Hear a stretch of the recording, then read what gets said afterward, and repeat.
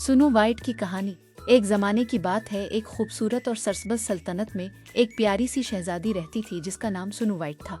इसकी जल्द बर्फ की तरह साफ और उसके बाल बहुत खूबसूरत थे। सुनो वाइट अपनी खूबसूरती से ज़्यादा अपनी नरमी, मेहरबानी और अच्छे अखलाक की वजह से मशहूर थी। वो महल के मुलाजमीन से भी मोहब्बत से बात करती और ज़रूरतमंद लोगों की मदद करती थी।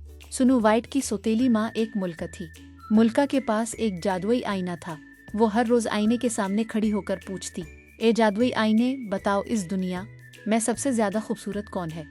कई साल तक आईना मुल्का को ही सबसे खूबसूरत कहता रहा, लेकिन एक दिन आईने ने जवाब दिया, मलका आप बहुत खूबसूरत हैं, लेकिन अब सुनो वाइट आपसे भी ज़्यादा खूबसूरत है।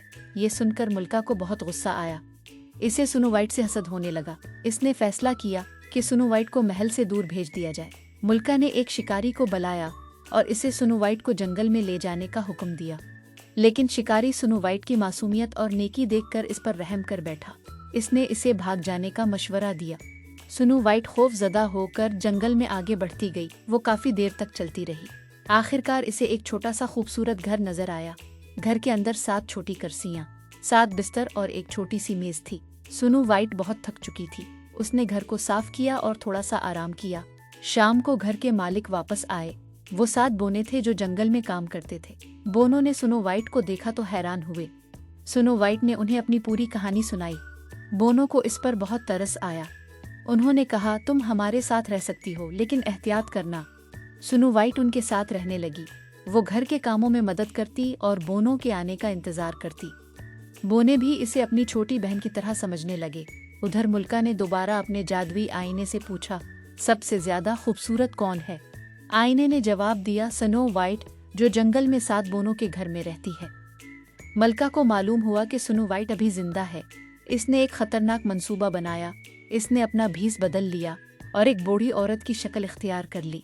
एक दिन जब बोने घर से बाहर गए हुए थे, मुल्का सुनो वाइट के पास पहुंची। इसके हाथ में एक खूबसूरत सेब था। इसने सुनो वाइट को सेब पेश करते हुए कहा, ये बहुत मीठा और मज़ेदार सेब है। सुनो वाइट ने पहले इनकार किया, लेकिन फिर मलका के इसरार पर सेब का एक टुकड़ा खा लिया। जादू की वजह से वो बेहोश होकर जमीन पर गिर गई। शाम को जब 7 बोने वापस आए तो उन्होंने सुनो वाइट को जमीन पर देखा। वो बहुत परेशान हुए। उन्होंने इसे आराम से एक खूबसूरत जगह पर रखा और इसकी हिफाजत करने लगे। जंगल के जानवर भी सुनो वाइट के आसपास रहने लगे। सबको उम्मीद थी कि वो एक दिन दोबारा आंखें खोलेगी। कुछ अरसे बाद एक शहजादा इस जंगल से गुजर रहा था। इसे सुनो वाइट के बारे में मालूम हुआ। इसने देखा कि वो बहुत खामोशी से आराम कर रही है। शहजादे ने बोनों से बात की और सुनो वाइट के लिए दुआ की। कहानी के मुख्तलिफ अंदाज में इस हिस्से को मुख्तलिफ तरह बयान किया जाता है, लेकिन आखिरकार सुनो वाइट जादू के असर से आज़ाद हो गई और दोबारा होश में आ गई। सुनो वाइट ने आंखें खोलें तो 7 बोने बहुत खुश हुए।